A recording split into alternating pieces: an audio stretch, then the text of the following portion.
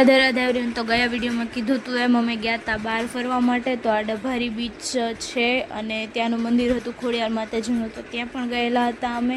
અને ડભારી બહુ કાંઈ ખાસ મજા નહોતી આવી, એટલા માટે અમે ત્યાં મકાઈની ભેળ ખાધી હતી। મકાઈ દાળ બધું ભેગું હતું, કેરીને એવું બધું। અને આ જો મારા ભત્રીજો એટલે નાટક કરતો હતો કેમેરા સામે, આવી જ રીતના કંઈક એટલે મસ્તી તો ચાલ્યા જ કરે।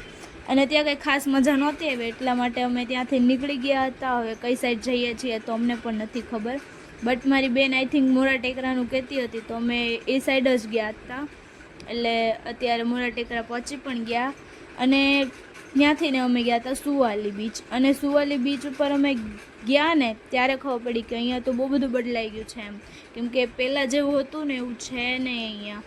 એટલે બધું જ એકદમ ચેન્જ થઈ ગયું છે। હવે રિનોવેશન ચાલુ છે કે હું એ તો ખબર નહીં, બટ અહીંયા ઘણું ઇન્સ્પાયર થઈ ગયું છે, અલગ જ લાગે છે બધું એમ।